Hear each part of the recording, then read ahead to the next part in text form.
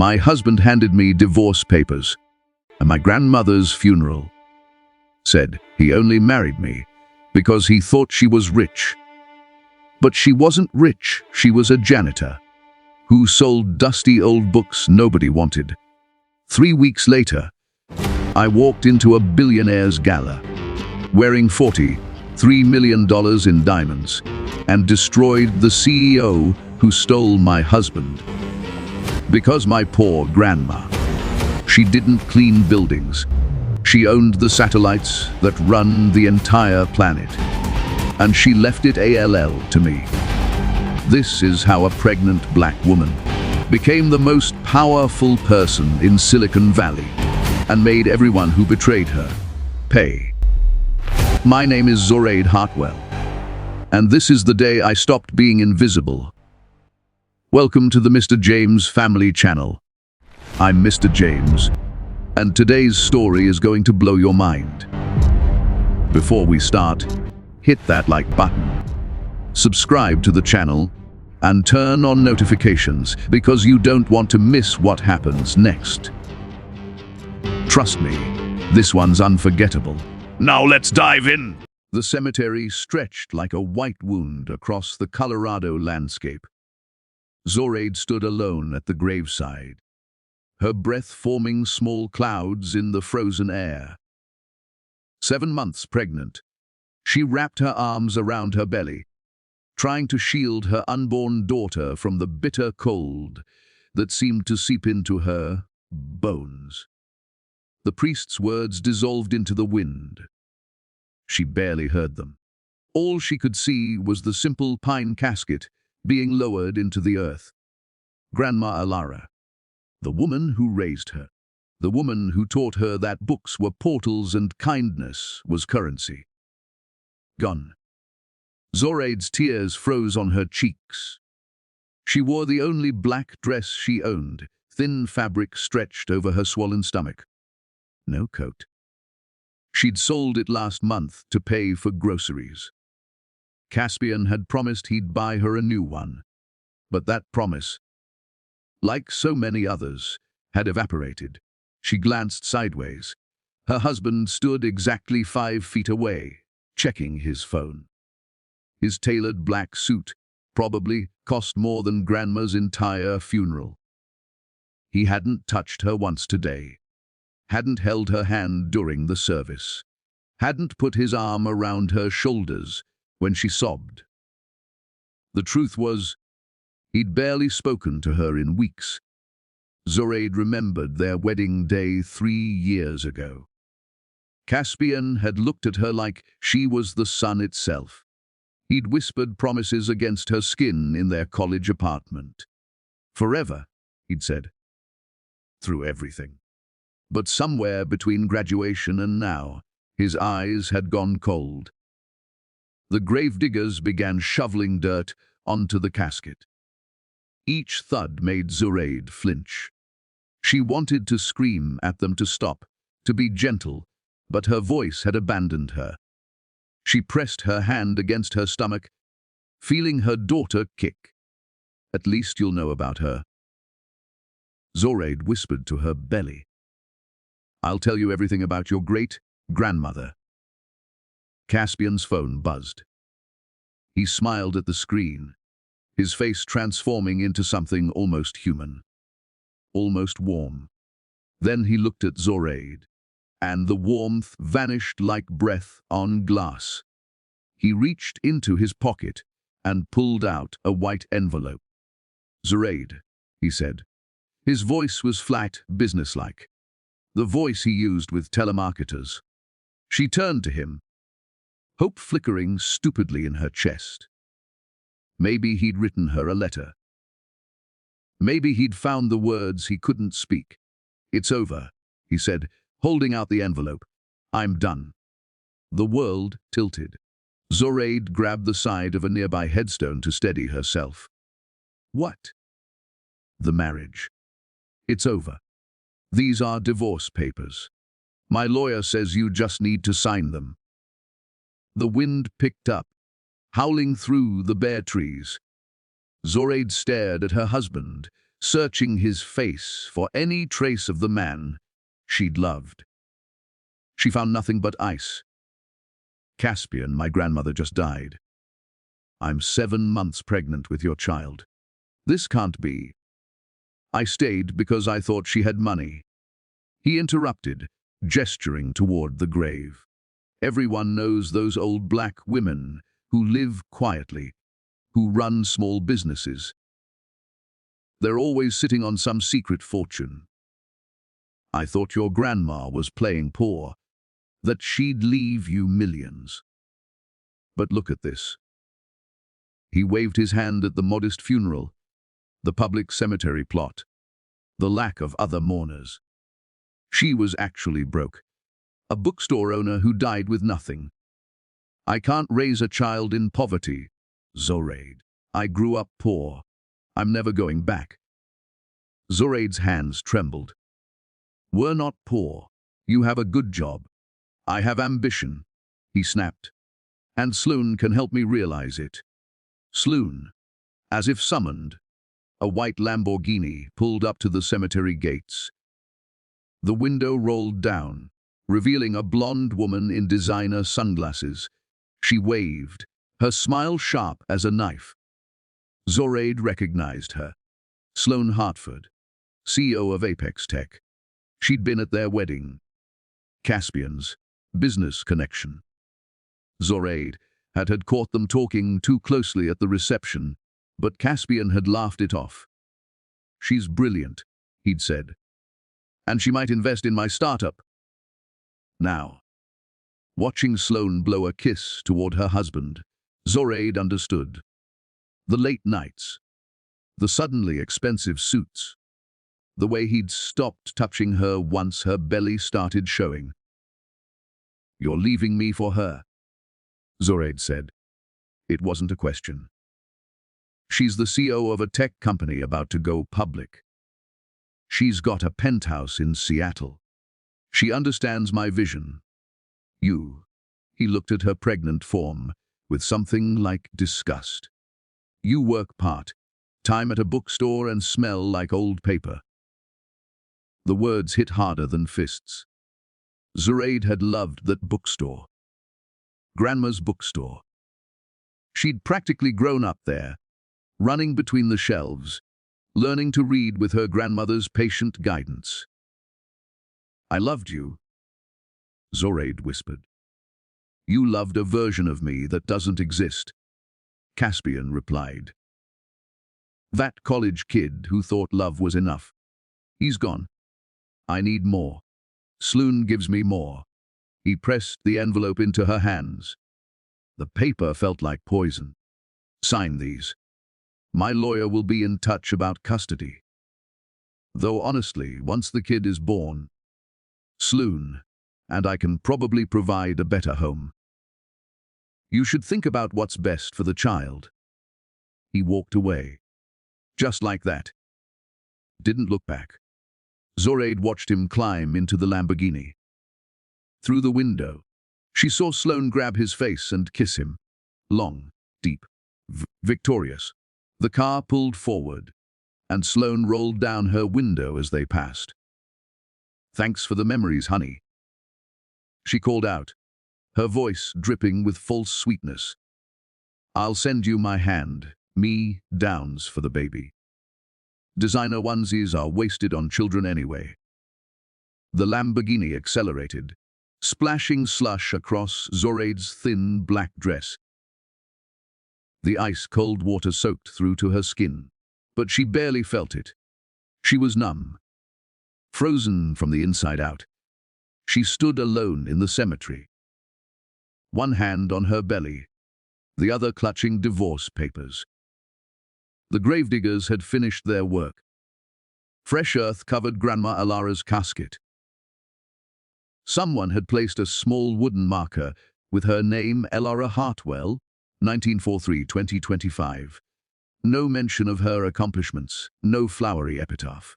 Just a name and dates, as if that was all she'd been. Zoraide sank to her knees in the snow. She didn't care about the cold anymore. Didn't care about the wetness, seeping through her dress. She pressed her forehead against the frozen ground above her grandmother's grave. "I don't know what to do," she sobbed. "He's gone. You're gone. I'm going to be a single mother with no money, no family, nothing. How do I do this alone?" The wind answered with silence. Zoraide stayed there until the cemetery caretaker gently touched her shoulder, telling her they were closing the gates. She rose slowly, her joints stiff from cold and grief. The divorce papers were crumpled in her fist, the ink running from her tears. She had nowhere to go. The apartment she'd shared with Caspian was in his name. Her part-time job at the university bookstore barely covered food. She had maybe $300 in her bank account. And a baby coming in 2 months. The caretaker called her a cab. During the ride back to town, Zoraide stared out at the passing landscape. Everything looked dead, frozen, buried under snow that might never melt. Her phone buzzed. A text from Caspian's lawyer. "Please sign and return documents within 72 hours. Expedited divorce proceedings already filed. No contest recommended." Another buzz. From Caspian's mother, who'd never liked Zoraide. "I always knew you weren't good enough for my son. At least have the dignity to let him go without a fight." Zoraide turned off her phone. The cab dropped her at a cheap motel on the edge of Aspen. It was all she could afford. One night. She'd figure out tomorrow when tomorrow came. Inside the dingy room, she sat on the bed and finally opened the envelope Caspian had given her.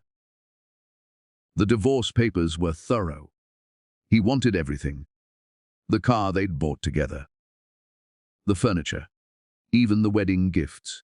He was offering her nothing. 0 alimony. 0 child support until paternity was officially established through legal channels. As if he didn't know the baby was his. There was a handwritten notepaper. Clipped to the back. "You were a mistake I made in college. Don't make this harder than it needs to be. You'll be happier with someone on your own level. Someone simple." Zoraide crumpled the note and threw it across the room. She lay back on the lumpy motel bed, her hand on her belly. The baby kicked, strong and insistent, alive. Real. Depending on her. "I'm sorry," Zoraide whispered to her daughter. "I'm so sorry you're going to be born into this mess. But I promise you, I promise, I will figure this out." Somehow, she closed her eyes, exhausted beyond measure. Sleep came in fragments, filled with nightmares of being buried alive in snow, of reaching for Caspian only to have him dissolve into smoke. She woke at dawn to her phone ringing. Unknown number. Ems Hartwell. A woman's voice, professional and crisp. "Yes. This is Margaret Chen from Pemberton and Associates. We're the law firm that handled your grandmother's estate. We need you to come to Savannah, Georgia. Immediately. There are matters that require your immediate attention." Zoraide sat up, confused. "Estate. My grandmother had nothing. We couldn't even afford a proper funeral." A pause on the other end. "Then, Ems Hartwell, I suggest you catch the next flight. Trust me when I say this cannot wait. We'll reimburse all travel expenses. First class." The line went dead. Zoraide stared at her phone, her heart pounding. First-class tickets. Reimbursement. What estate could Grandma Alara possibly have? She thought about the bookstore in Savannah, where her grandmother had lived alone for 40 years. A dusty, cramped space filled with books nobody bought anymore. Grandma had always said she stayed open for the love of it, not the money. But maybe there was something Zoraide didn't know. For the first time since the funeral, she felt something other than despair. She felt curious. The flight to Savannah felt like traveling to another world. Zoraide had never flown first class before. The leather seat was softer than any bed she'd slept in. The flight attendant kept asking if she needed anything, eyeing her pregnant belly with concern. Zoraide declined everything. Her stomach was too knotted with questions to accept food. She kept thinking about Margaret Chen's voice on the phone. That certainty, that urgency, as if Grandma Elara had left behind something that mattered. But what? The taxi from the airport drove through Savannah's historic district, past elegant mansions, dripping with Spanish moss. Then the scenery changed. The houses grew smaller, shabbier. Paint peeled from shutters. Gardens turned wild. They pulled up to Grandma's bookstore, on a forgotten corner of the old quarter. The silent library. Read the faded sign above the door. Zoraide had always loved that name. Grandma said libraries should be sanctuaries, places where the noise of the world couldn't reach you. The store looked exactly as Zoraide remembered. Narrow. Dark. Windows so dusty they barely let in light. A hand-painted sign in the window, closed until further notice. Margaret Chen stood waiting by the door. She was a petite Asian woman in an impeccable grey suit, her hair pulled back severely. She looked completely out of place against the crumbling bookstore. "Ems Hartwell," she said, extending her hand. "Thank you for coming so quickly." Zoraide shook her hand, wincing slightly. Her back had been aching since the plane landed. The baby was running out of room, pressing against her ribs. "I don't understand what I'm doing here," Zoraide said. "My grandmother owned a failing bookstore. There can't be much of an estate to settle." Margaret's expression didn't change. "Let's go inside." She produced a key and unlocked the door. The familiar smell hit Zoraide immediately. Old paper, leather bindings, and the lavender sachets Grandma had tucked between the shelves. For a moment, grief overwhelmed her so completely she couldn't breathe. "Take your time," Margaret said gently. Zoraide walked through the narrow aisles, running her fingers along the spines. Philosophy, history, poetry, books nobody wanted anymore in a world of screens and instant gratification. Grandma had refused to sell online, refused to modernize. "People need to hold books," she'd always said. "Need to feel the weight of knowledge in their hands."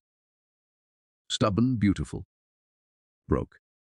"Your grandmother purchased this building in 1985, Margaret said, consulting a folder. "Paid cash. 40 years ago.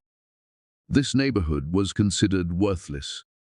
Now, similar properties are selling for over $2 million. Zoraide turned, shocked. $2 million. The land alone is worth that.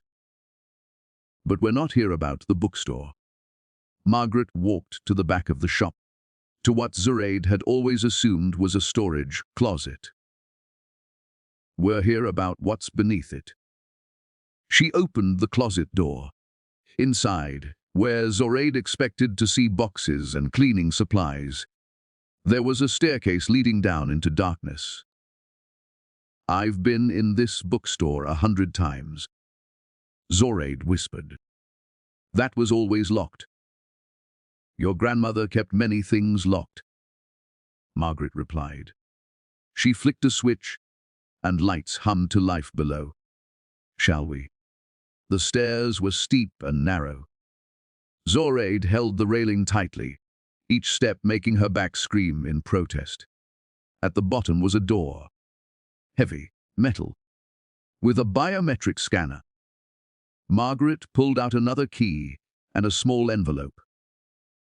Your grandmother left specific instructions. This door requires both a key and a fingerprint. Your fingerprint, Miss Hartwell. But how? She registered it years ago. When you were still a child. She brought you down here once, though I doubt you remember. You were very young. Zoraide's head spun. She had no memory of this place. No memory of any basement beneath the bookstore. Margaret took Zoraide's hand and pressed her index finger against the scanner. It beeped. Green light. The locks disengaged with a heavy thunk. The door swung open. Zoraide stepped inside and gasped.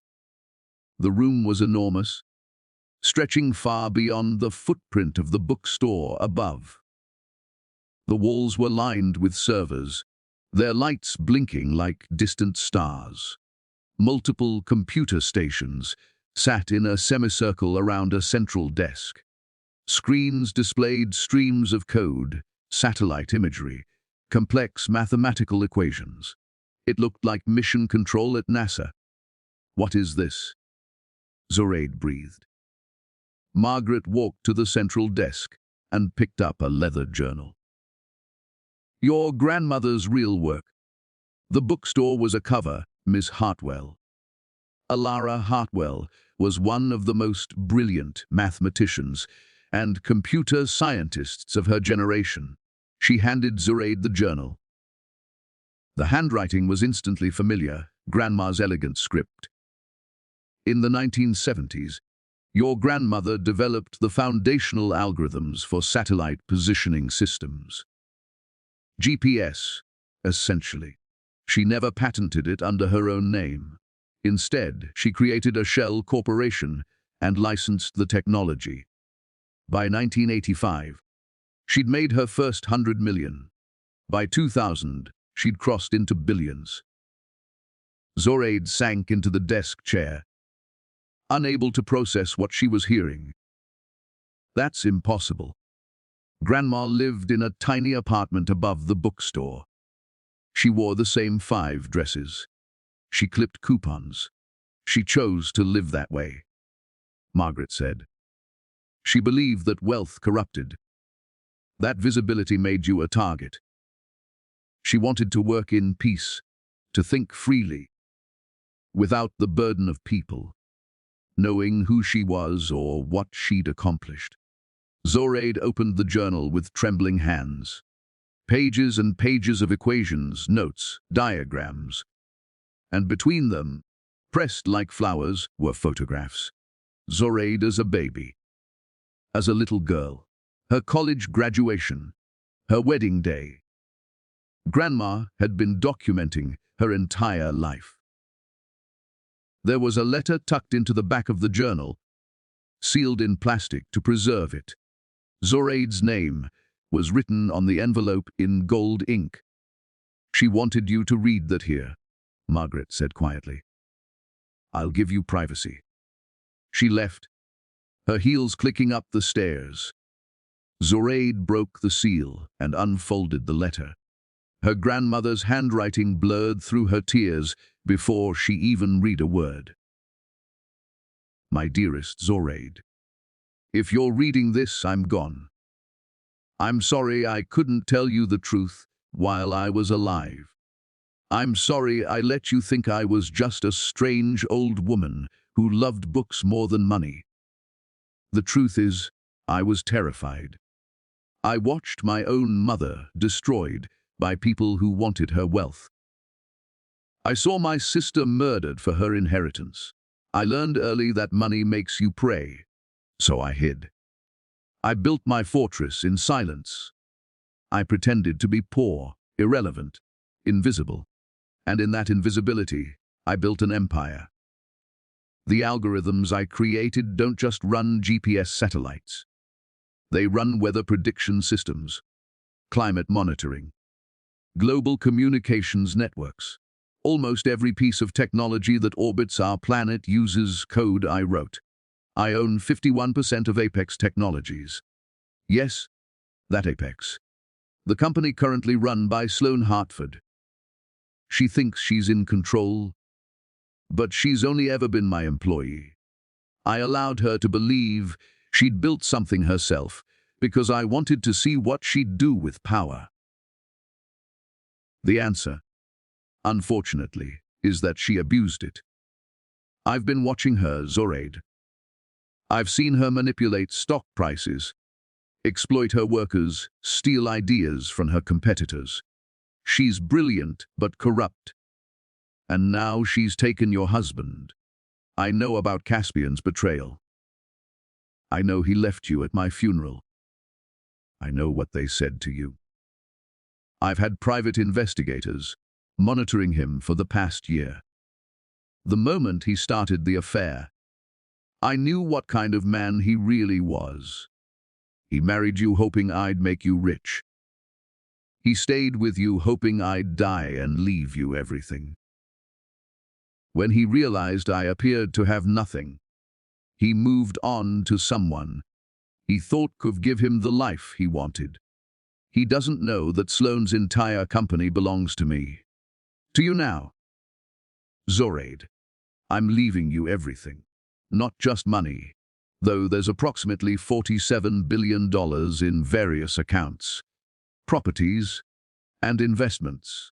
I'm leaving you power, real power, the kind that changes the world. But power is dangerous, especially for a young black woman. They'll try to tear you down. They'll question your competence. They'll claim you inherited what you didn't earn. Let them talk. You are my granddaughter. You have my mind, my strength, my fire. You were reading calculus at age 9. You taught yourself 3 languages by 14. You could have been anything, but you chose literature because you loved it. That's integrity, baby. That's character. Now I need you to choose power. Not for revenge, though that will be sweet, but because women like us deserve to hold the keys to the kingdom. We deserve to sit at tables where we've always been excluded.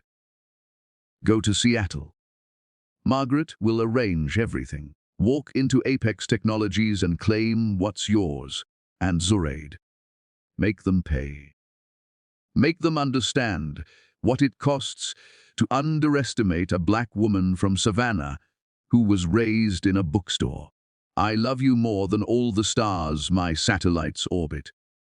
Forever yours, Grandma Elora. Zoraide read the letter 3 times, then a 4th. The words refused to feel real.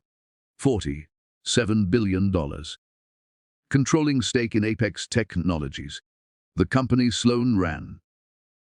The company Caspian had left her to access. Zoraide started laughing. It began as a small sound, almost a hiccup, then grew into something wild and uncontrollable.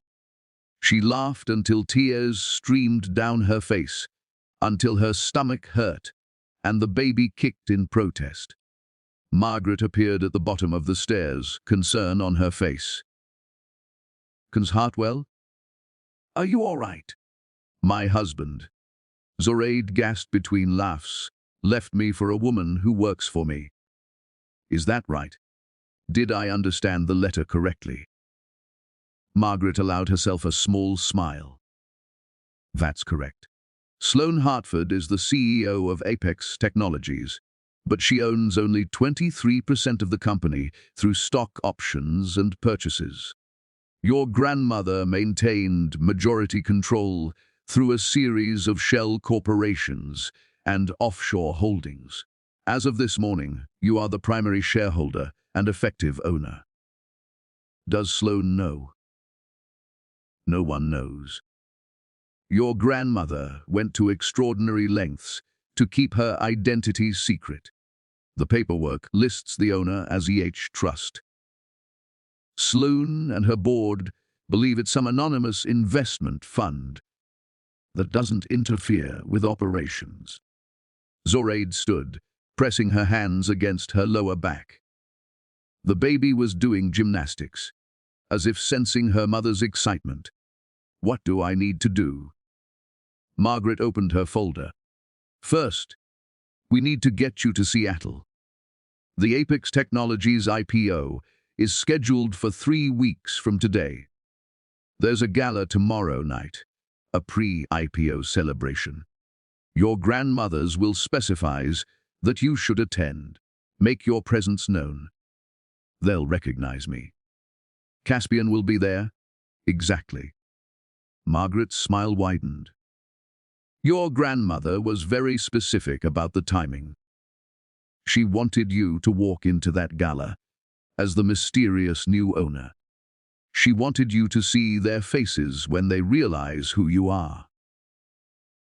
Zoraide touched the journal, running her fingers over her grandmother's careful handwriting. All those years, Grandma had been protecting her, building an empire in secret, waiting for the right moment to pass it on. There's more, Margaret said. She walked to one of the servers and pulled out a flash drive. Your grandmother left you this. Instructions, passwords, access codes to everything. But also something else. Evidence. Evidence of what? Sloan Hartford's financial crimes. Insider trading, market manipulation, fraud. Your grandmother documented everything. If you choose to use it, you could destroy Sloane's career and possibly send her to prison. Zoraide took the flash drive. It was warm from the server, small and innocuous. Hard to believe something so tiny could hold so much power. My grandmother could have destroyed Sloane herself. Why didn't she? She wanted you to choose, Margaret said. Revenge is a personal decision. She didn't want to make it for you. Zoraide thought about Sloane's smirking face at the funeral. The way she'd kissed Caspian in front of her. The hand-me-downs comment. When's the next flight to Seattle? She asked. Margaret checked her phone. There's one leaving in 4 hours. First class. I've already made a reservation under your name, just in case. Book it, Zoraide said. And Margaret, I'm going to need a dress for tomorrow night's gala. Something that makes a statement. I've already contacted a designer. She'll meet you at your hotel in Seattle with options. Your grandmother left very specific instructions about your wardrobe. She had excellent taste. Of course she did. Grandma had always known exactly what Zoraide would need, even from beyond the grave. They locked up the basement and the bookstore. As Zoraide climbed into the waiting car, she looked back at the silent library one last time. It looked so ordinary from the outside, just a forgotten bookstore on a dying street. But beneath it was a command center that controlled satellites orbiting the Earth. Nothing was what it seemed. Zoraide touched her belly, feeling her daughter move. Your great-grandmother, she whispered, was the most extraordinary woman who ever lived. And she left us the tools to reshape the world. The baby kicked hard, as if in agreement. On the flight to Seattle, Zoraide couldn't sleep. She read through the files on the flash drive, her eyes widening with each new document. Grandma hadn't just been brilliant. She'd been strategic, methodical, thinking decades ahead. There were detailed dossiers on Sloane Hartford, Caspian, even Caspian's mother. Grandma had known everything, had watched everyone, had protected Zoraide from the shadows. One file was labeled Open Last. Zoraide hesitated, then clicked it. It was a video. Grandma Alara appeared on screen, looking exactly as Zoraide remembered her. Grey hair in a neat bun, reading glasses on a chain. That warm smile that could melt the coldest heart. Hello, my sweet girl, Grandma said. If you're watching this, you've already read my letter. You know the truth now. I wish I could be there to see your face when you walk into that gala. I wish I could see Caspian realize what he's lost, what he threw away. But, Zoraide, I need you to promise me something. Don't let revenge consume you. Use this power to build something beautiful. Yes, make them pay for their cruelty. They deserve that. But don't let their smallness make you small. You're carrying my great-granddaughter. She's going to be born into a world where she owns satellites, where her mother controls billions. Teach her what I taught you, that true wealth isn't money. It's integrity. It's using your mind to make the world better. Make me proud, baby. I know you will. I've always known. The video ended. Zoraide wiped her eyes and closed the laptop. Outside the plane window, clouds stretched endlessly, lit by moonlight. Somewhere up above those clouds were satellites running on her grandmother's code.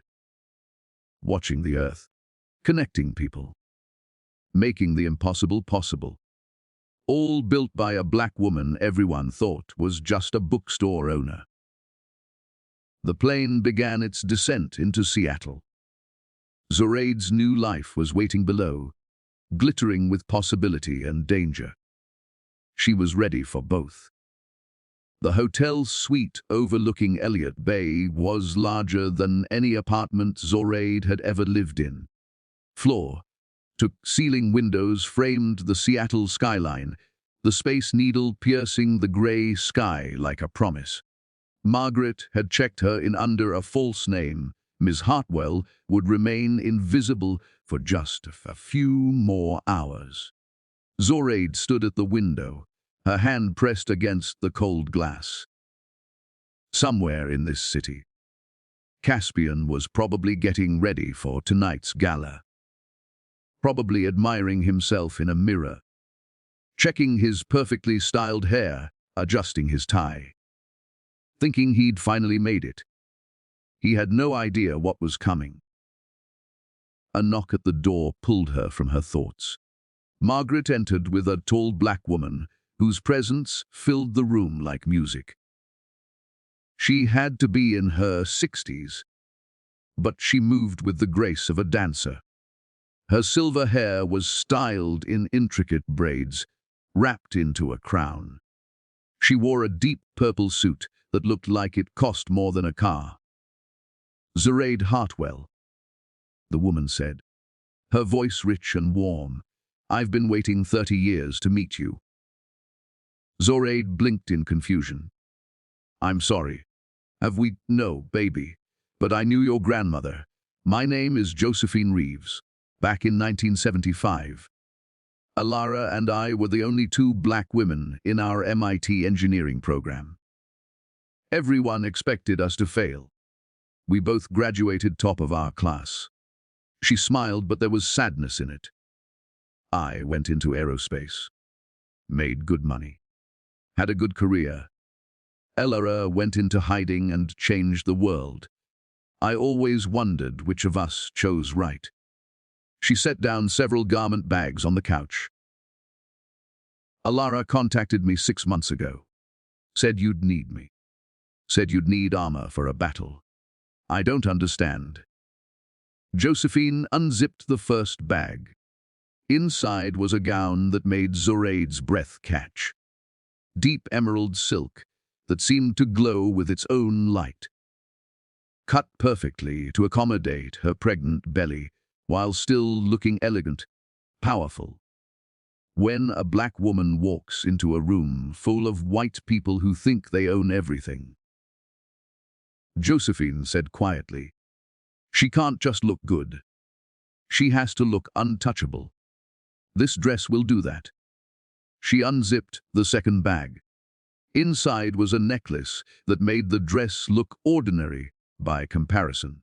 Diamonds and emeralds arranged in an intricate pattern that caught the light and threw it back like weapons. The heart of Savannah, Josephine said.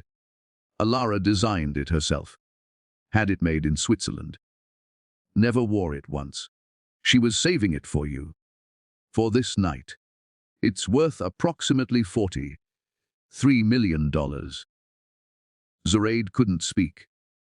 She reached out to touch the necklace, and the stones felt warm under her fingers, as if they held some of Grandma's fire. There's more, Josephine said. She pulled out a third bag. Shoes. A clutch. Earrings. Everything coordinated, everything perfect. Your grandmother thought of everything. She always did. Margaret stepped forward with a tablet. The gala starts at 7. I've arranged for a car to take you at 6:45. You'll arrive fashionably late. Make an entrance. Who do I say I am? Zoraide asked. The truth, Margaret replied. You're Zoraide Hartwell, sole heir to the Alara estate and majority shareholder of Apex Technologies. If anyone questions you, refer them to me. I'll be there, positioned near the exits. She smiled coldly. Just in case anyone needs to be escorted out. Josephine helped Zoraide into the dress. The silk slid over her skin like water.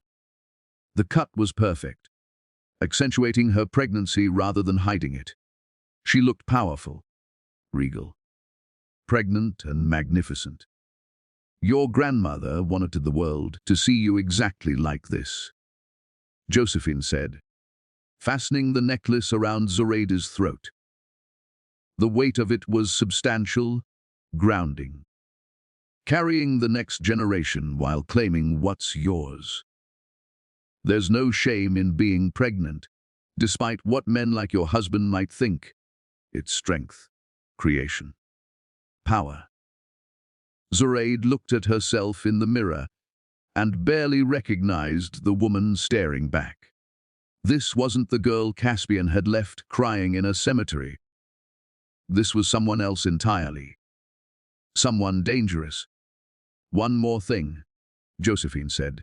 She handed Zoraide a small earpiece. Margaret will be on the other end. If you need anything, information, support, an exit, just tap it twice. Margaret checked her watch. It's time. The car was a black Mercedes, so new it still had the factory smell.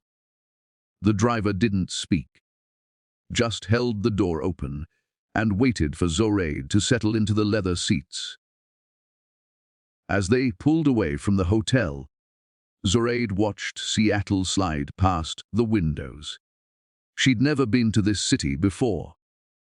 Never imagined she'd be here like this, dressed in millions of dollars of jewelry, about to walk into a room and destroy the people who destroyed her. Her phone buzzed. A text from an unknown number. Don't do this. Whatever you're planning, it's not worth it. You're better than revenge. See, Caspian. Somehow, he'd gotten word she was in Seattle. Maybe someone had seen her arrive. Maybe he'd put 2 and 2 together. She deleted the message without responding. Another text, this one from Caspian's mother. You're embarrassing yourself. Showing up pregnant and alone to an event where you're not wanted. Have some dignity. Delete. A third message from Sloane's personal number. Security has been notified about a potential disturbance. Whatever you're trying to prove, you'll be removed immediately. Stay home, little girl. Zoraide smiled and turned off her phone. The gala was being held at the Columbia Tower, the tallest building in Seattle. The top floor had been transformed into a glittering wonderland of ice sculptures, champagne fountains, and Seattle's wealthiest elite. Zoraide's car pulled up to the red carpet at exactly 7:15. Camera flashes were already going off, photographers capturing the arrival of tech billionaires and venture capitalists. The driver opened her door. Zoraide took a breath, placed her hand on her belly, and stepped out. The cameras went insane. She heard the whispers immediately. Who is that? Ah, is that dress Givenchy? Look at those diamonds, are those real? Ah, is she famous? Zoraide walked slowly up the red carpet, her head high. The emerald dress caught the lights, making her look like she was wearing liquid fire. The heart of Savannah blazed at her throat. A reporter shoved a microphone toward her. "Excuse me, miss, who are you wearing?" "Josephine Reeves," Zoraide said clearly. "A black woman designer who deserves more recognition." She kept walking. At the entrance, security stopped her. A large white man in an ill-fitting suit held up his hand. "Name?" "Zoraide Hartwell." He checked his tablet, frowning. "You're not on the list." "Check again," Margaret's voice said in her earpiece. "I'm approaching from your left." Margaret appeared, her own dress simple but elegant, a folio under her arm. She handed the security guard a document. "Ms. Hartwell is the primary shareholder of Apex Technologies," Margaret said calmly. "Which means she owns this building, this event, and technically, your salary. I suggest you let her through." The guard's face went pale. He stammered an apology and stepped aside. Zoraide walked into the gala. The room was enormous, all glass walls and glittering lights. A string quartet played in one corner. Waiters circulated with champagne and hors d'oeuvres. Seattle's power players clustered in small groups, making deals and trading secrets. And there, in the center of it all, was Sloane Hartford. She wore white, of course she did. A tight dress that showed off her figure, her blonde hair in perfect waves. She was laughing at something a gray-haired man was saying. Her hand on his arm. Next to her, looking uncomfortable in a tuxedo, was Caspian. He saw Zoraide first. His champagne glass actually slipped from his fingers, shattering on the marble floor. The sound cut through the music and conversation. People turned to look. Sloane followed his gaze. Her laugh died on her lips. For a long moment, nobody moved. The room held its breath. Then Zoraide smiled. Not a friendly smile. A smile that showed teeth. She walked toward them, each step deliberate. The crowd parted automatically, people pulling back, as if she carried an electric charge. The diamonds at her throat caught the light with each movement, throwing rainbow prisms across the walls. "Caspian," she said when she reached him. Her voice was steady. "Come, you look well. Marriage to Sloane must agree with you." "Oh wait, you're not married yet, are you?" "The divorce papers haven't been finalized." "Which means you're still my husband." His mouth opened and closed. No sound came out. Sloane recovered first. She stepped forward, her eyes narrow with fury. "What are you doing here?" "Security." "I wouldn't," Zoraide said softly. "You might not like what happens when they try to remove the person who actually owns this company." "What are you talking about?" Sloane's voice was shrill now. People were definitely watching. Phones were coming out. "You're nobody. A pregnant bookstore clerk who couldn't keep her husband interested. Is that what Caspian told you?" Zoraide turned to her husband. Ex-husband, whatever he was now. "Did you tell her about my grandmother? About how you stayed with me hoping she'd die rich?" Caspian's face was red. "Zoraide, please. You're making a scene." "I'm making a scene." Zoraide laughed, and it echoed through the suddenly quiet room. "You left me at my grandmother's funeral. You splashed slush on me from your mistress's car, and I'm making a scene. A man in an expensive suit approached. He was older, maybe 60, with silver hair and cold eyes. Ems Hartford, is there a problem? Should I call security? Yes, Sloane snapped. This woman is Zoraide Hartwell. Margaret interrupted, appearing at Zoraide's elbow. She handed the man a document. Majority shareholder and effective owner of Apex Technologies. And you are.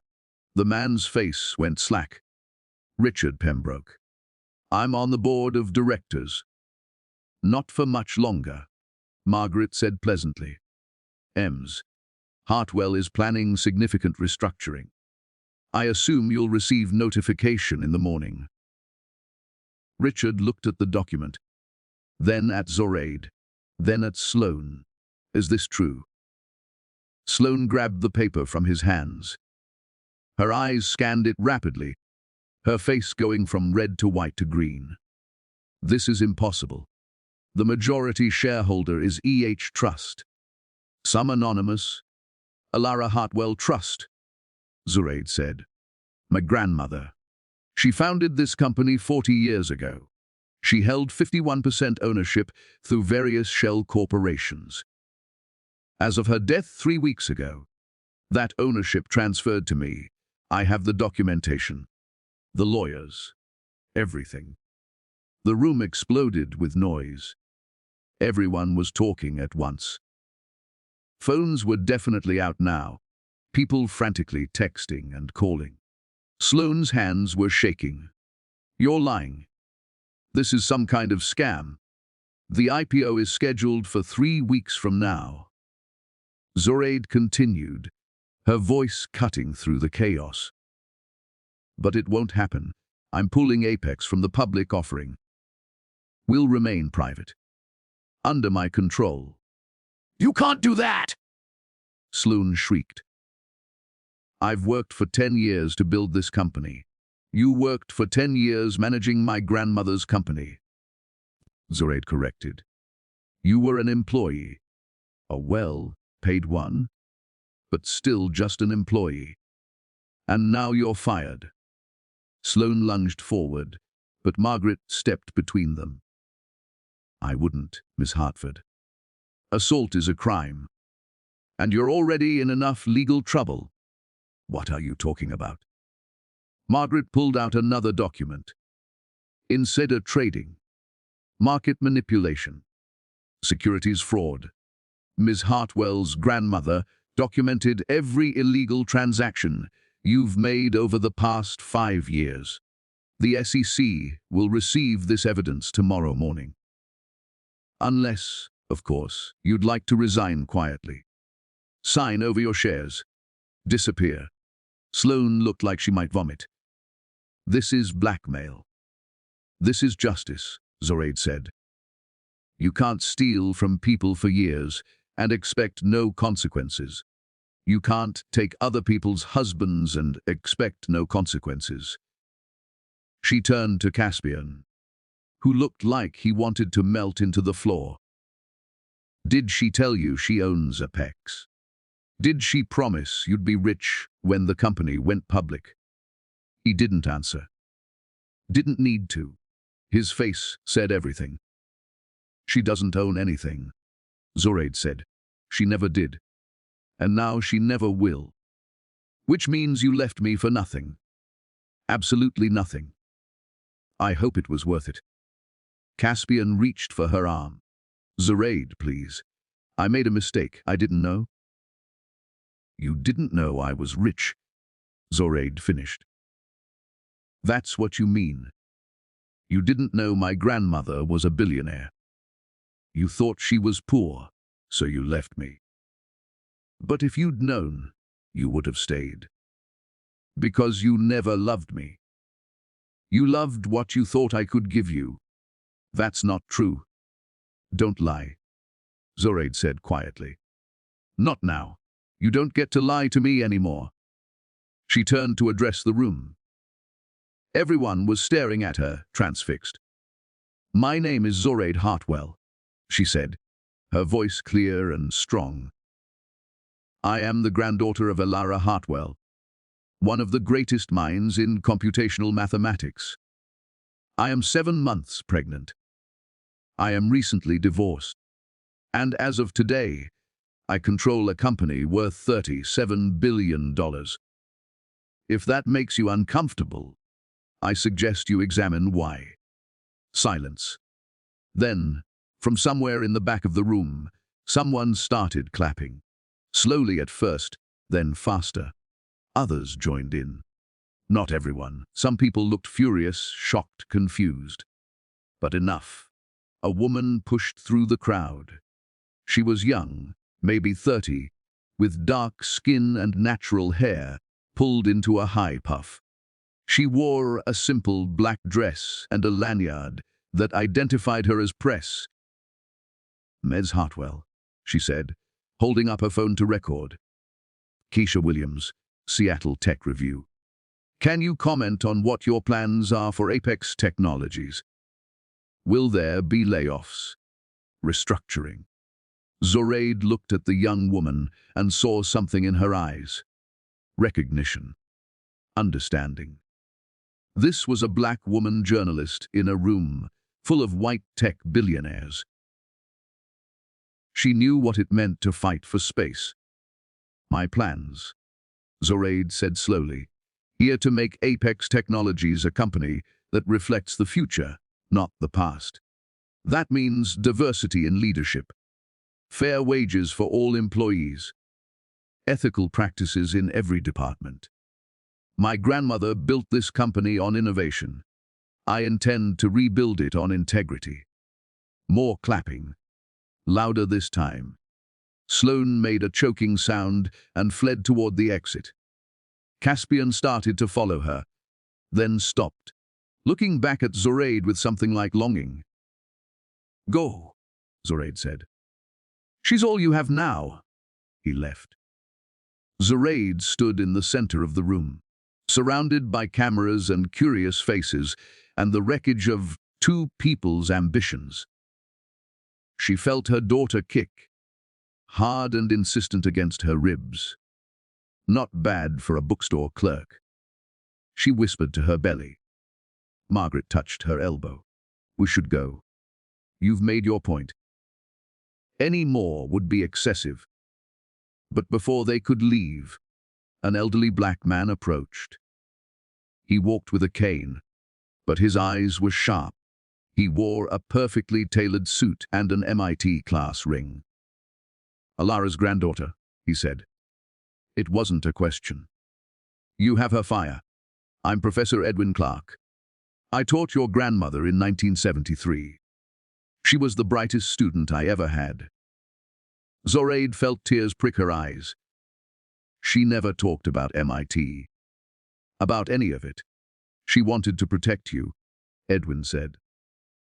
Wanted you to choose your own path, without the weight of her legacy.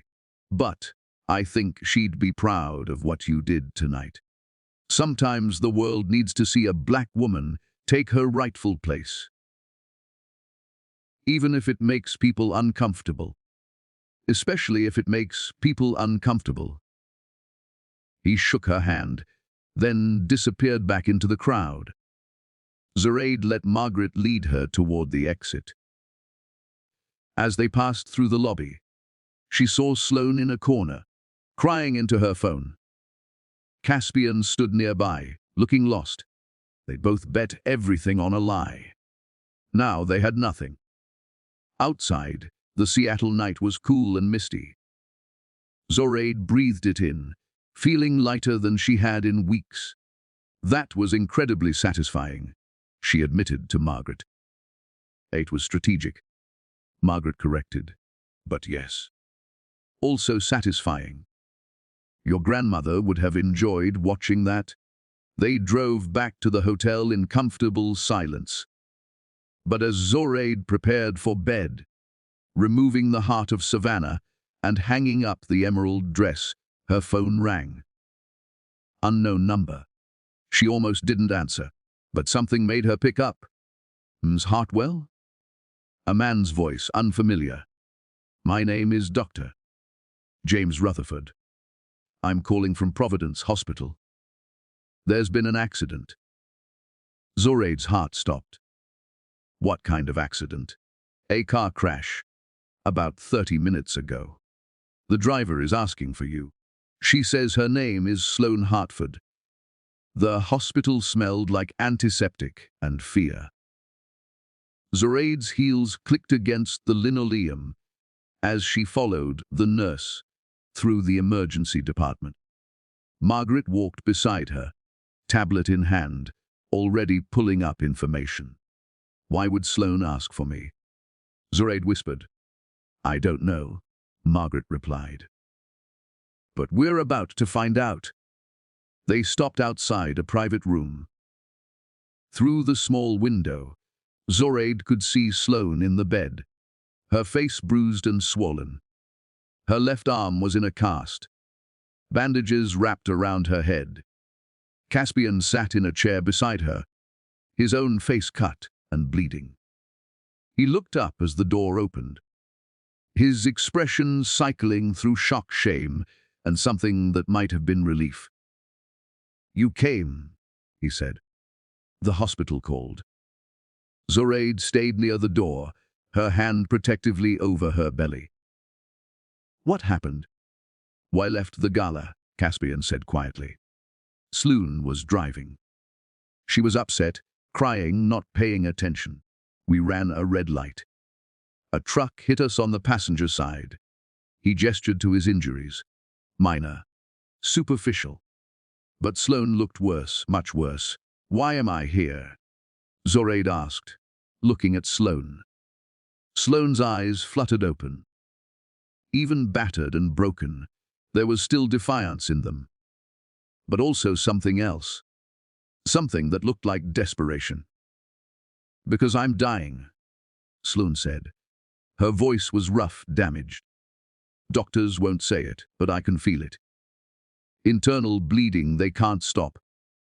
Organs shutting down. I have maybe a few hours. Sloane, don't. Caspian started, but she cut him off with a sharp gesture. Let me talk. She coughed, and blood flecked her lips. A nurse rushed forward with tissues, but Sloane waved her away. I need to tell her, before it's too late. Zoraide moved closer, despite every instinct telling her to leave. Tell me what? The truth. Sloane's eyes found Zoraide's. About your grandmother. About Apex. About everything. Margaret stepped forward. Ms. Hartford, you should rest. Anything you need to say can wait. No. Sloane's voice was firm. It can't. Zoraide, your grandmother didn't just own Apex Technologies. She created it as a test. For me. For you. For everyone who thought they could cheat their way to power. Zoraide pulled up a chair, her curiosity overriding her anger. What are you talking about? Sloane coughed again, harder this time. When she spoke, her words came in gasps. 20 years ago, I was a grad student at Stanford, brilliant but broke. Your grandmother approached me with an offer. She'd fund my research, help me build a company, if I agreed to her terms. What terms? That I'd never know who she really was. That she'd remain silent partner. That I'd run the company ethically or face consequences. Sloane's laugh was bitter. I agreed. Of course I agreed. I was 25 and ambitious. I thought I could do both, take her money and do whatever I wanted. But you didn't, Zoraide said. No, I got greedy, started cutting corners, manipulating stock prices, using inside information to make trades. Your grandmother warned me, sent anonymous letters, gave me chances to change. I ignored them all. Margaret's fingers were flying across her tablet. This aligns with the documents we found. Alara sent Sloane 12 warnings over the past 5 years. 12 chances to be better. Sloane whispered. I wasted everyone. And then you showed up tonight and I realized she'd been planning this all along. She'd been waiting for the moment when I'd taken someone else's husband, when I'd proven just how corrupt I really was. And then she let her granddaughter destroy me. Zoraide felt cold. My grandmother set this up. All of it. Not the affair, Sloane said quickly. That was my choice, my stupidity. But she knew it would happen. Knew I'd eventually show my true colors. She was patient, brilliant. She built a 30-year trap and I walked right into it. Caspian stood abruptly. This is insane. You're saying Zoraide's grandmother manipulated everything. That's true, Margaret said, looking at her tablet. I'm reading through files I didn't have access to before. Elara left a sealed document for after the gala. It's extraordinary. She predicted almost everything that's happened, including the possibility that Mims, Hartford might have a crisis of conscience. I'm dying, Sloane said. That tends to clarify things. A doctor entered, concern on his face. Ms. Hartford, you need to rest. Your blood pressure is... I'm not finished. Sloane's hand shot out, grabbing Zoraide's wrist with surprising strength. There's more. Something your grandmother wanted you to know, but couldn't tell you herself. What? Your grandmother had a daughter. Your mother. She died when you were 2 years old. Car accident, the official story said. Zoraide felt the room tilt. I know. Grandma raised me after. It wasn't an accident.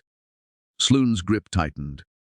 Your mother was murdered by a man named Victor Ashford. He found out about your grandmother's wealth, thought he could extort her.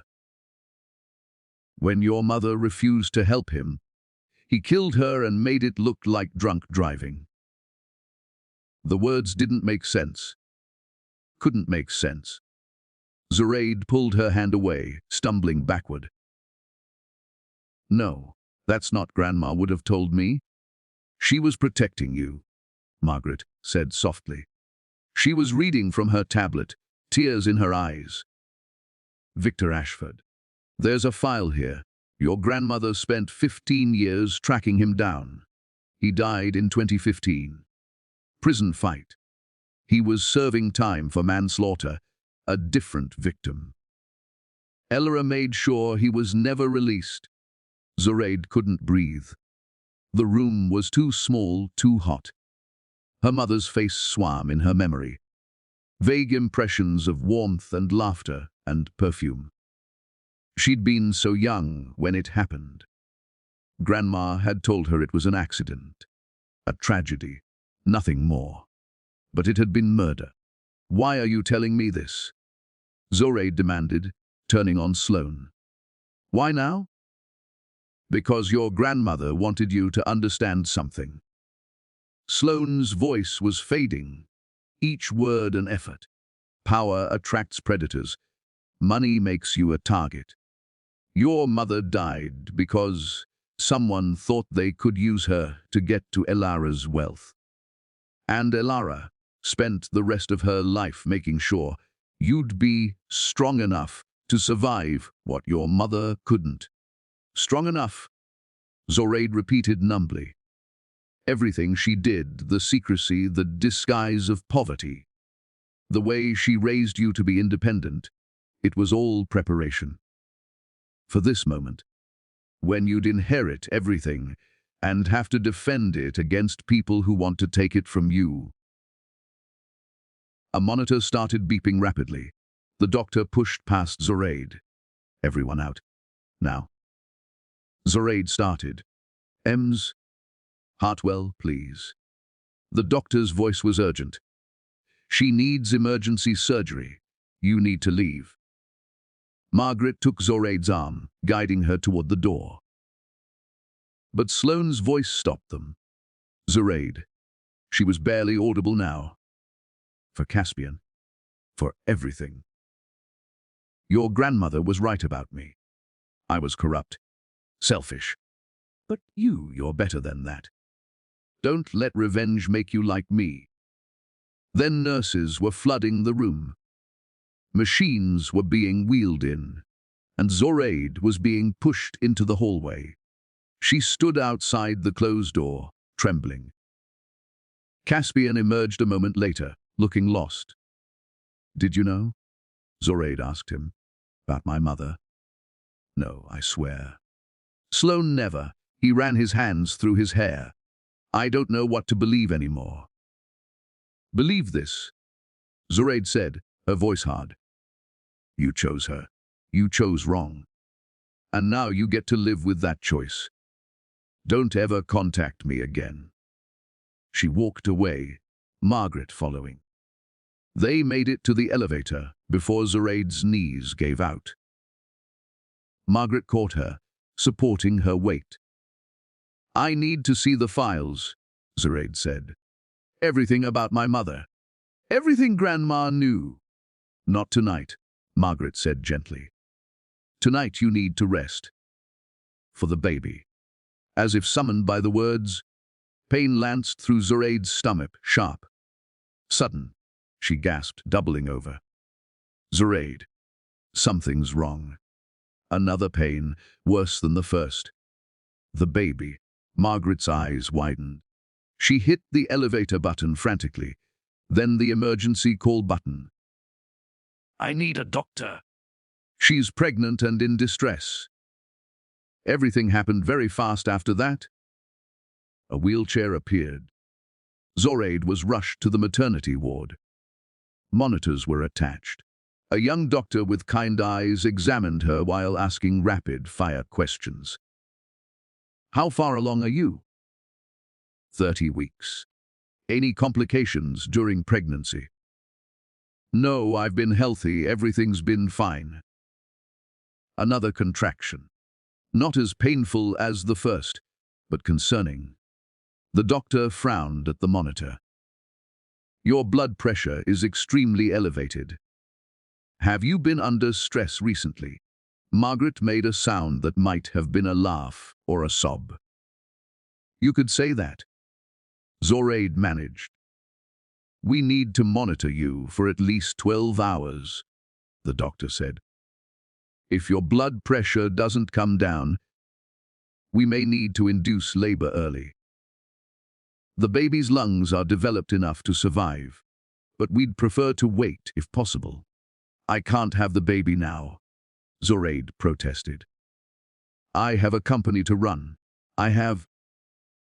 You have to stay alive, the doctor interrupted. That's your only job right now. Let me worry about the baby.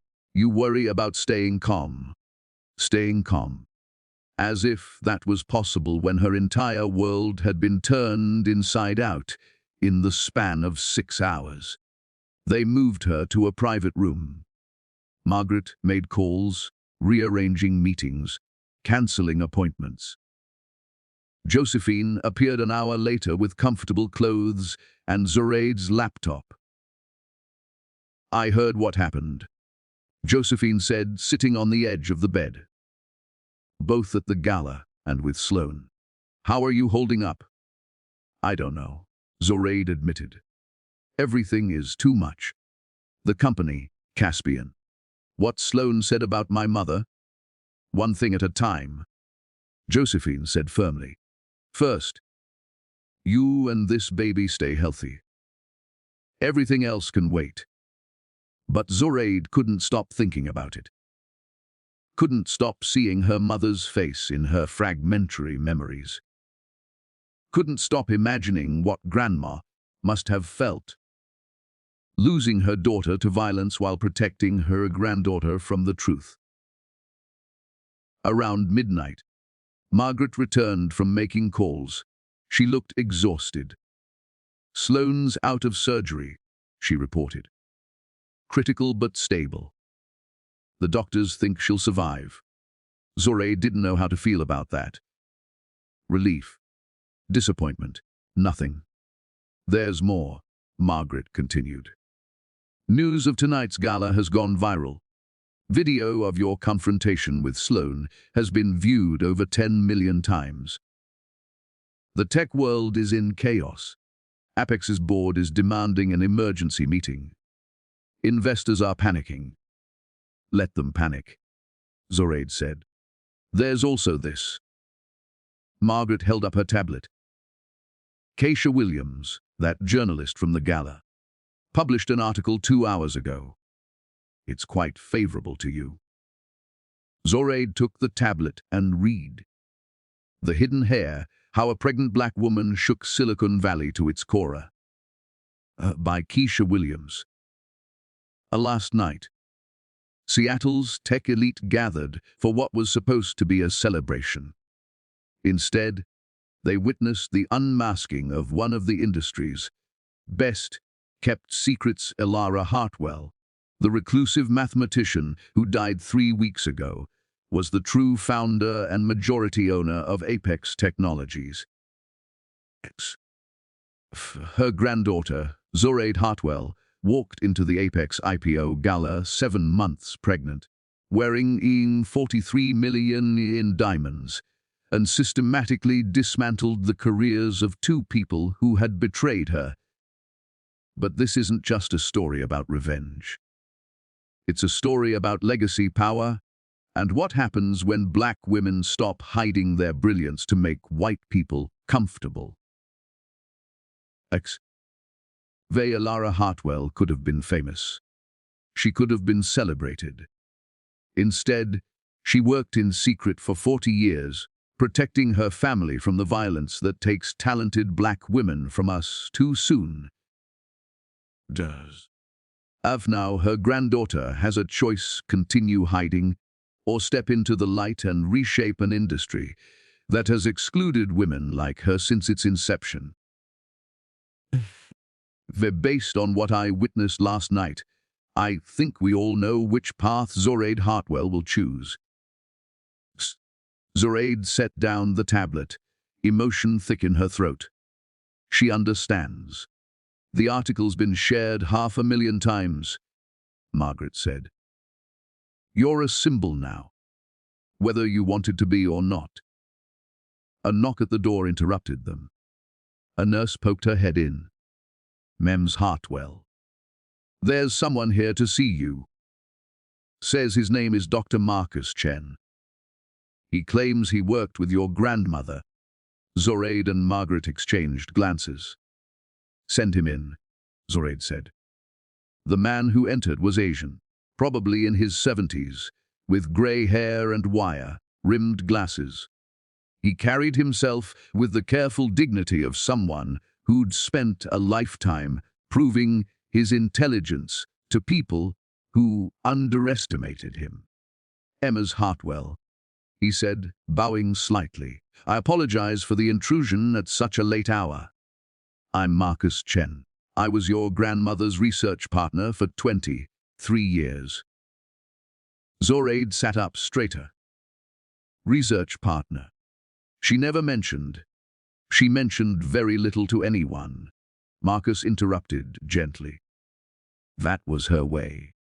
But she spoke of you constantly, showed me pictures, told me stories. You were her greatest pride. He pulled a chair closer to the bed. I came because Elara left instructions. If anything happened to disrupt your health during the first month after her death, I was to give you something. From his briefcase, he produced a small wooden box, ornately carved. She made me promise. Said you'd need this when the weight of everything became too much. Zoraide took the box with trembling hands. Inside was a letter and a small vial of liquid. What is this? Lavender oil, Marcus said. From the garden behind her bookstore. She used to say that when the world got too loud, lavender reminded her what silence sounded like. The letter will explain the rest. He stood to leave, then paused. Your grandmother was the most brilliant person I ever knew. But more than that, she was kind. She used her genius to help people, not hurt them. I hope you'll do the same." After he left, Zoraide opened the letter. Grandma's handwriting blurred through her tears. "My dearest Zoraide, if Marcus has given you this letter, it means the pressure has become too much. It means you're in the hospital, or you're struggling with all I've left you. I'm sorry, baby. I know this is heavy. Heavier than any 25-year-old should have to carry, especially while pregnant. But I also know you're strong enough. You survived losing your mother. You survived a loveless marriage. You'll survive this too. The lavender is from your mother's favorite part of the garden. She used to sit there for hours, reading and dreaming. I've kept it growing all these years because it felt like keeping a piece of her alive. Fifth, use it when you need to remember. You come from women who survived impossible things. Your mother survived poverty and racism and violence until the day she didn't. I survived losing her, and you'll survive whatever comes next. Build something beautiful with what I've left you. Not for revenge, for creation." Grandma. Zoraide pressed the vial of lavender oil to her chest and cried. For her mother, for her grandmother. For the baby growing inside her who would never meet the extraordinary women who came before. Margaret dimmed the lights. Josephine pulled a blanket over Zoraide's shoulders. And somewhere in the hospital, Sloane Hartford fought for her life, while Caspian sat alone with his choices. The night stretched on, full of machines beeping and nurses checking vitals and the weight of a legacy. Zoraide hadn't asked for, but couldn't refuse. By morning, her blood pressure had stabilized. The baby's heartbeat was strong and steady, and Zoraide had made a decision. She was going to build an empire. Not for revenge, for her daughter, for every black girl who deserved to inherit the world. 3 weeks later, Zoraide walked into Apex Technologies' headquarters for the first time as its owner. The building was glass and steel, 70 stories of ambition piercing the Seattle sky. Her reflection stared back at her from every surface. 8 months pregnant now, wearing a perfectly tailored navy suit that Josephine had designed specifically for this moment.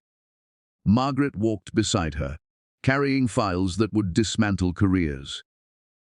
Josephine followed, her presence alone a statement. They were an army of 3 black women about to invade a kingdom built on their exclusion. The receptionist's eyes widened. "Ms. Hartwell, the board is waiting in conference room A. But I should warn you, they're not happy about. I don't pay them to be happy." Zoraide interrupted. "I pay them to be competent. We'll see if they've earned their salaries." The elevator ride to the executive floor felt endless. Zoraide pressed her hand against her belly, feeling her daughter kick. Strong, insistent, like she was saying, "Go get them, mama." The conference room doors opened to reveal 12 men and 2 women sitting around a massive table. All white except for one man who looked vaguely Hispanic. All over 50 except for one woman who couldn't be more than 40. This was Apex's leadership, the people who'd grown rich on Grandma's innovations, while never knowing her name. Richard Pembroke sat at the head of the table, his expression sour. "Ms. Hartwell, we were beginning to think you wouldn't show." "I'm 2 minutes early," Zoraide replied, checking her watch. which is 2 minutes more respect this board has shown me since my grandmother's death. She took the seat at the opposite end of the table. Margaret and Josephine flanked her like queens guarding their princess. "Let's be clear about something," Richard said, his voice dripping with condescension. "Your grandmother may have been a silent investor, but this company was built by the people in this room. We've made Apex what it is today. We're not going to let some girl with an inheritance destroy decades of work." Zoraide smiled. "Girl, I'm a woman. A pregnant woman who owns 51% of your company. But please, continue explaining my irrelevance. It's entertaining." One of the women, Judith something, CFO according to her nameplate, leaned forward. "Ms. Hartwell, we understand you're emotional right now. Pregnancy hormones, grief over your grandmother, the situation with your husband, ex-husband," Zoraide corrected coldly. "And if you ever attribute my business decisions to hormones again, you'll be updating your LinkedIn profile." By lunch, Judith's mouth snapped shut. Margaret stood, distributing folders to each board member. "What you're looking at are performance reviews compiled by Ms. Elara Hartwell over the past 15 years. She may have been silent, but she was watching. Every decision, every quarterly report, every ethics violation you thought she wouldn't notice." The room went silent as people opened their folders. Faces paled, someone swore softly. "Richard," Zoraide said, looking directly at him. "In 2019, you approved a contract with a supplier known for using child labor because their bid was 3% lower than competitors. My grandmother flagged this. You ignored her concerns. That was never proven. It's proven in the documents in front of you, with your signature, your approval." Zoraide turned to another man, David Chen. "You've been sexually harassing your assistant for 2 years. She's filed 4 complaints with HR. All mysteriously disappeared. My grandmother kept copies." David's face turned purple. "This is a witch hunt." "No," Josephine said, speaking for the first time. Her voice was quiet but carried weight.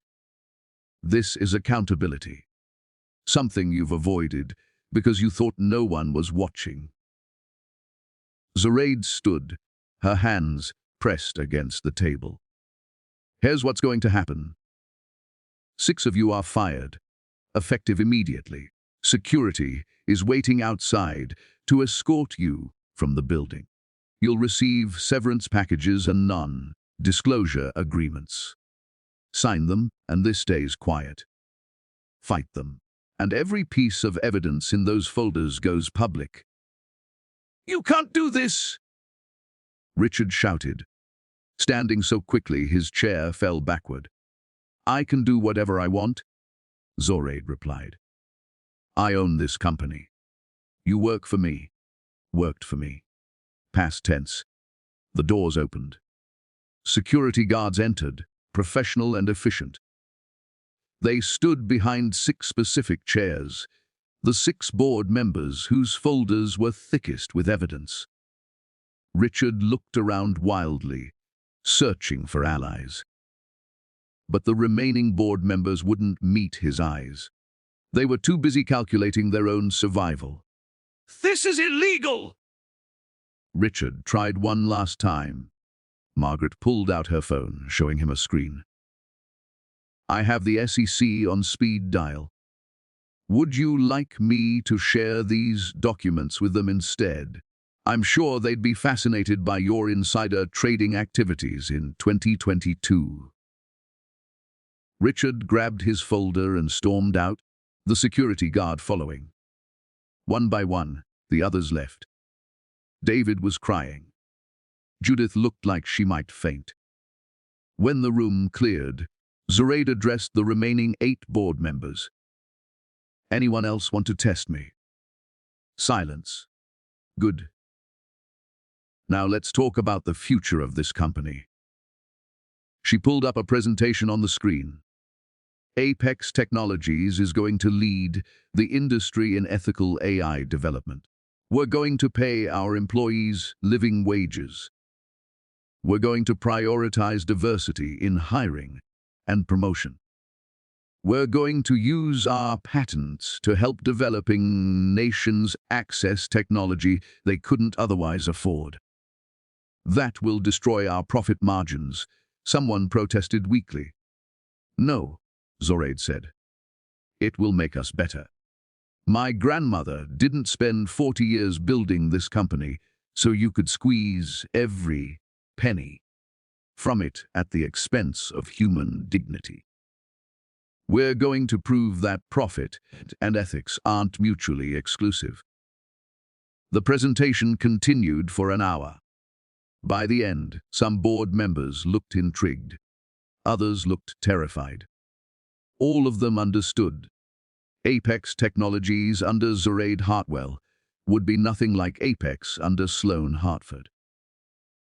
As the meeting concluded, the youngest board member, a woman named Patricia who'd stayed silent until now, approached Zoraide. "Thank you," she whispered. "I've been trying to push for changes like this for 3 years. They always shut me down." "Not anymore," Zoraide promised. Walking out of the building, Zoraide felt lighter despite carrying an 8-month pregnancy.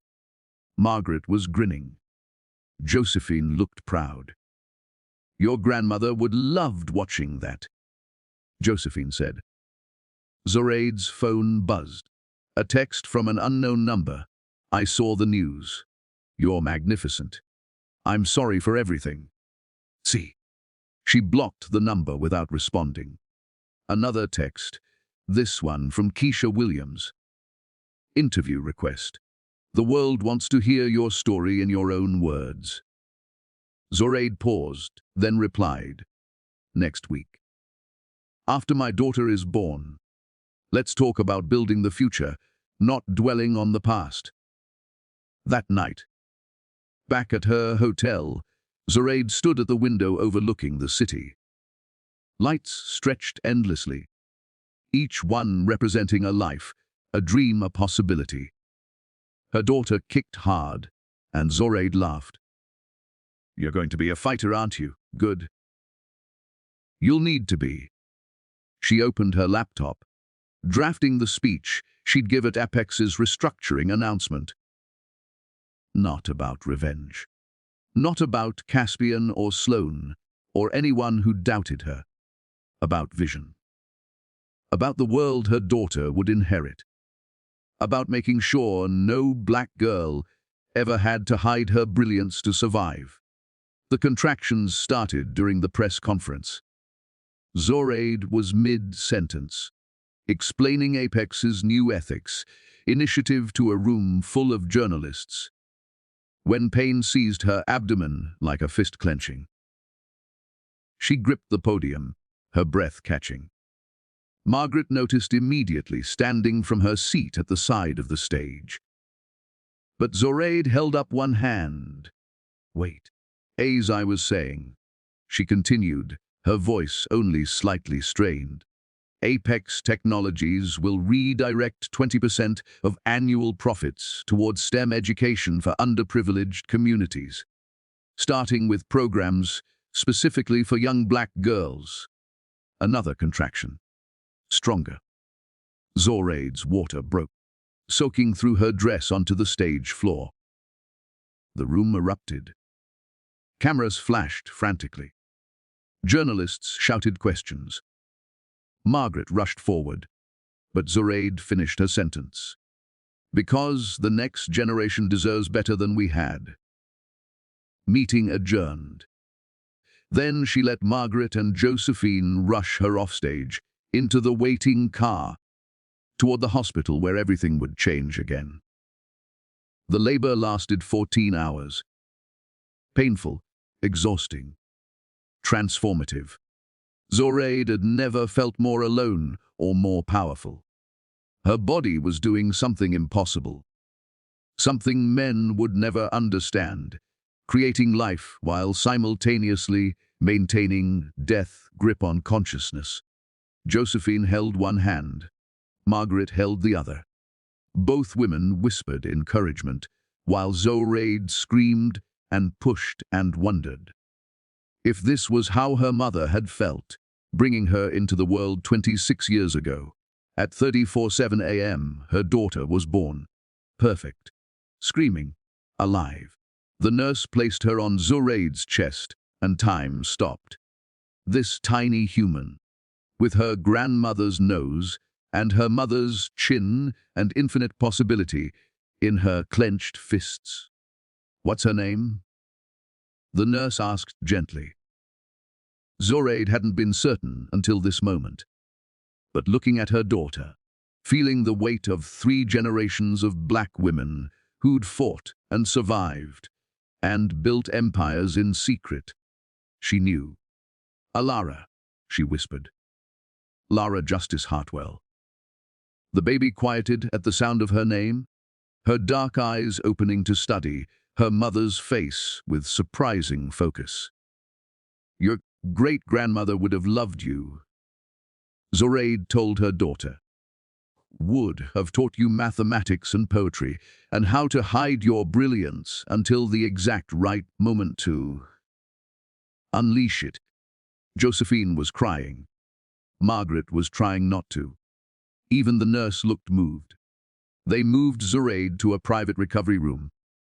She dozed fitfully, waking every time the baby made a sound. Each time, a nurse assured her everything was fine. This was normal, this was motherhood. This was the beginning. At dawn, there was a knock at the door. Zoraide expected another nurse, but instead, Professor Edwin Clark entered, the elderly man from the gala. He carried a small wrapped box. "I hope I'm not intruding," he said. "I heard about the birth. I wanted to bring something your grandmother left in my care." He handed her the box. Inside was a first-edition copy of Wrinkle in Time by Madeleine L. Ingle, signed by the author. A note was tucked inside.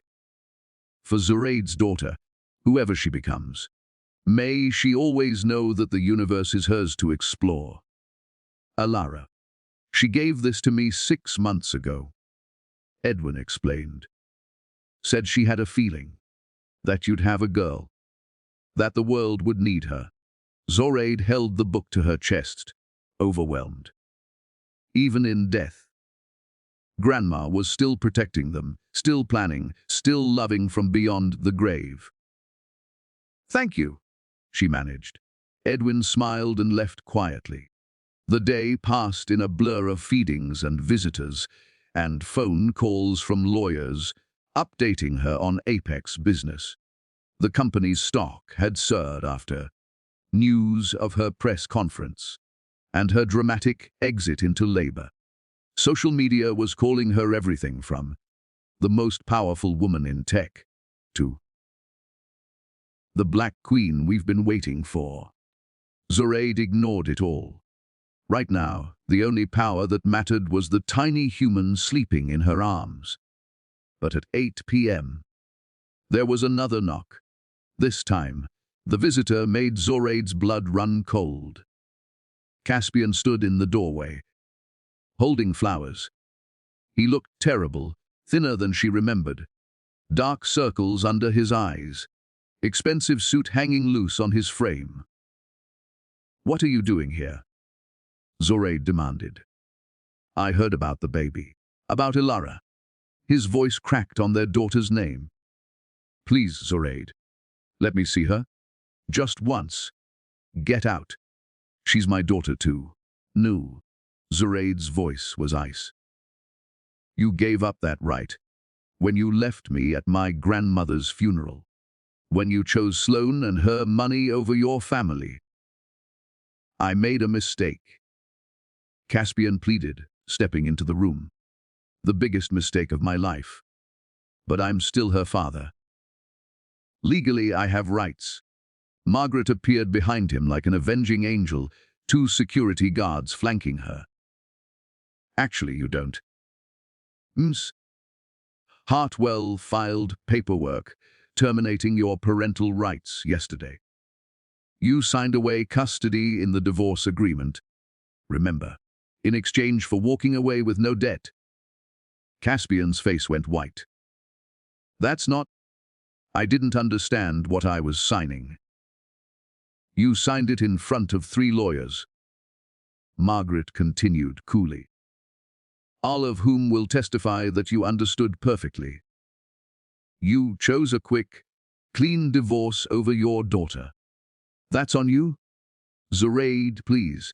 Caspian was crying now, ugly, desperate sobs. Don't do this. I love you. I love her. I can change. You don't love me, Zoraide said quietly. You love what I have now. You love that I'm powerful and rich. But you didn't love me when I was poor and pregnant and grieving. That's not love, Caspian. That's opportunism.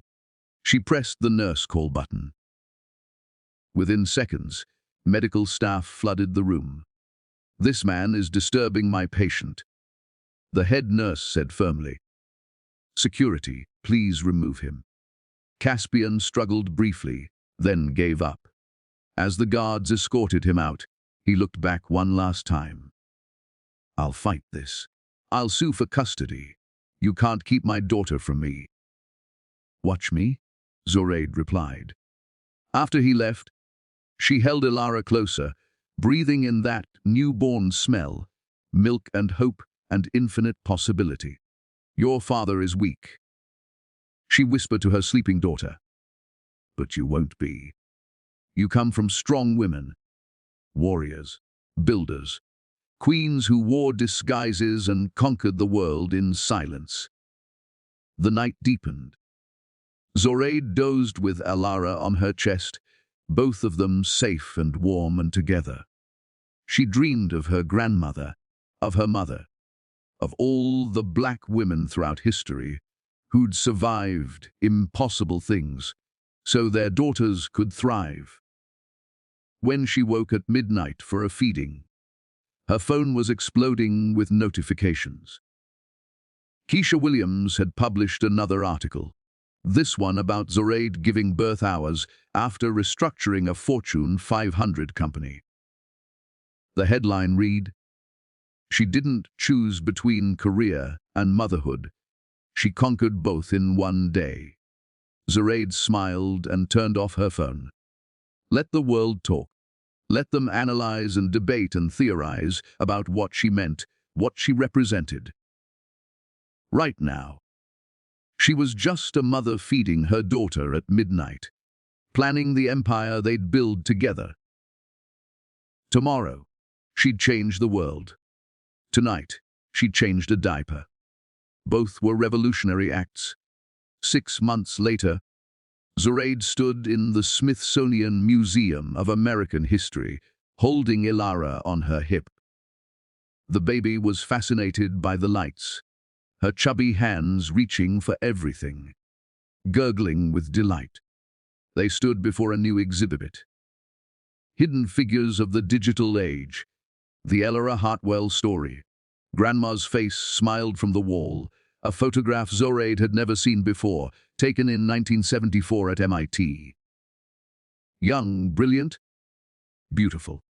Her grandmother at 25, the same age Zoraide was now. The resemblance was stunning. That's your great-grandmother, Zoraide whispered to Ilara. She changed the world and never asked for credit. She built empires in shadows so you could stand in the light. The exhibit detailed everything: the algorithms, the patents, the silent fortune built on genius and patience. Visitors walked through slowly, reading about the black woman who'd coded the stars while the world thought she just sold books. Margaret approached with champagne, sparkling cider for Zoraide, who was still nursing. The curator says this is their most visited exhibit in 5 years. People are flying in from around the world to see it. Grandma would hate the attention, Zoraide said, smiling through tears, maybe. But she'd love what you've done with it. In 6 months, Zoraide had transformed Apex Technologies completely. 40% of leadership was now women. 60% were people of color. They'd launched scholarship programs that had already sent 500 underprivileged students to college. Their ethical AI initiative was being studied by governments worldwide. The company's value had tripled.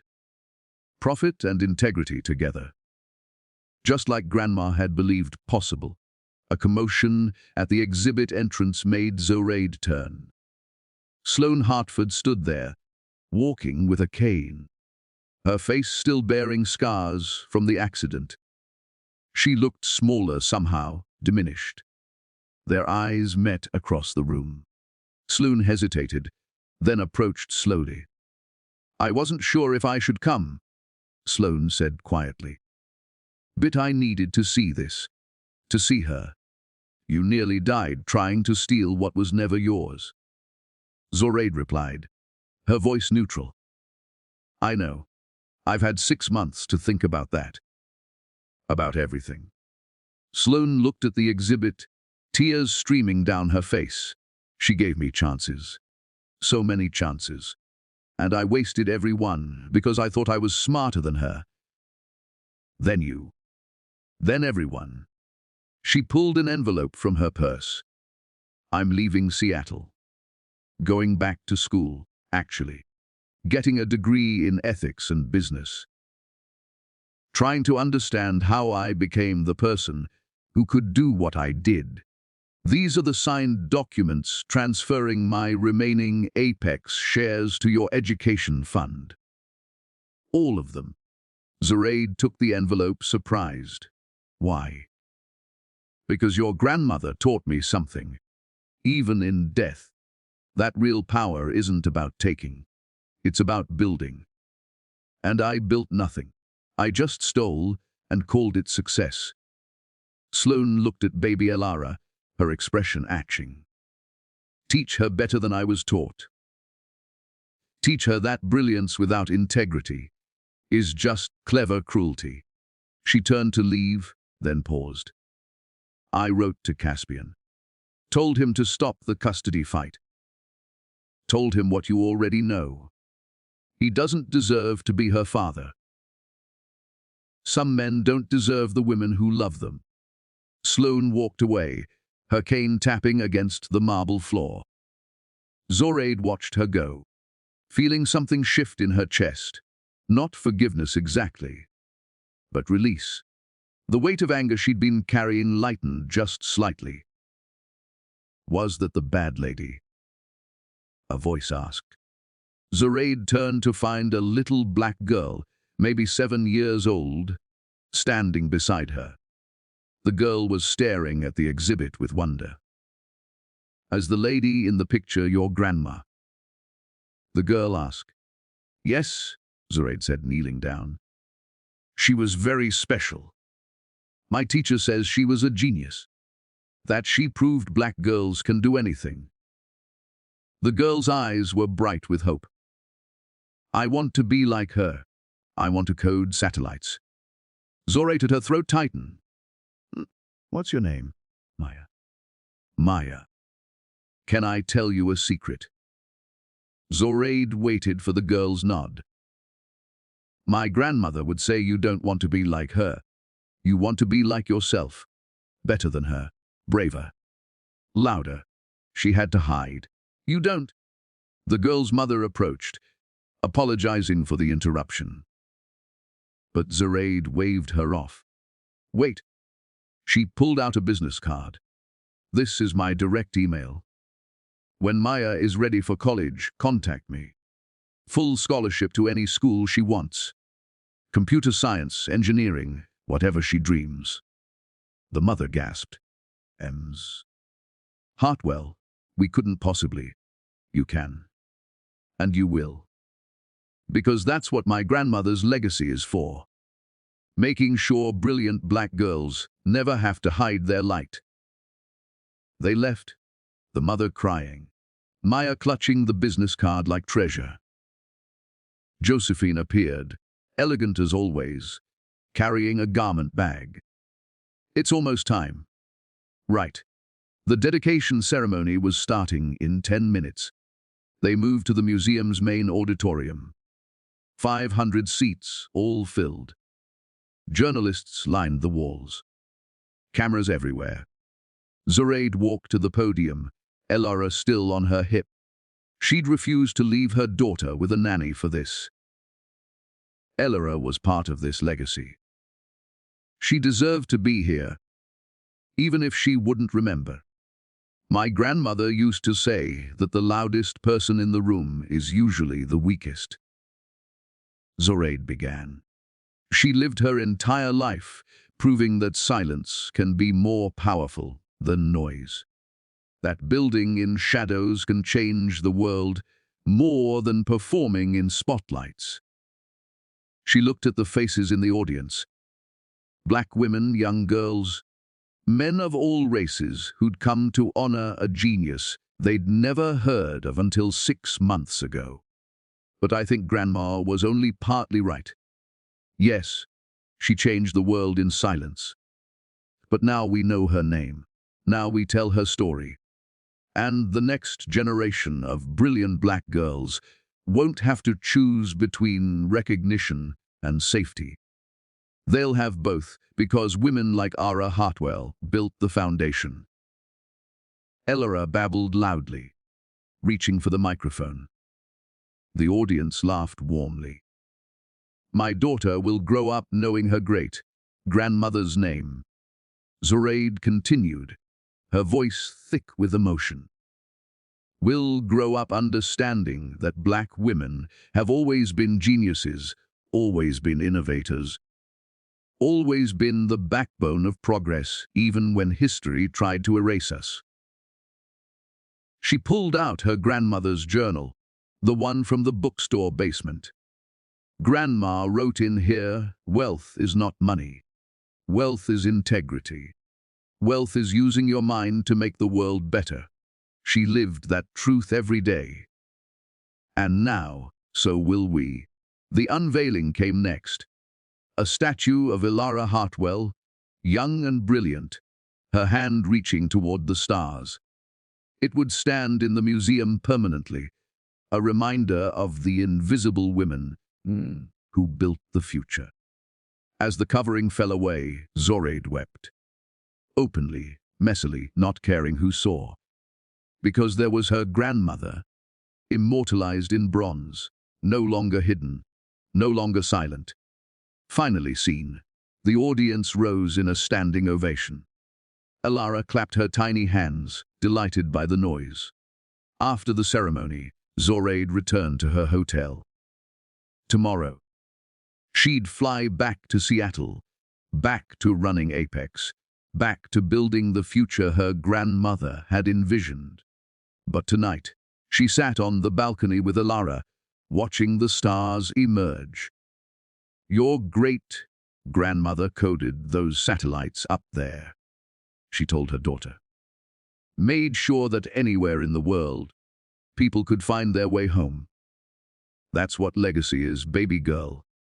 Not the money, not the power, but the paths you create for others to follow.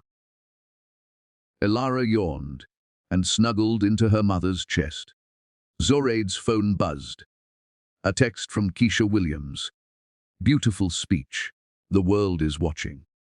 But more importantly, little black girls everywhere are dreaming bigger tonight because of you. And suddenly Zoraide understood what Grandma had been trying to teach her all along. Power wasn't about revenge. Wasn't about proving people wrong.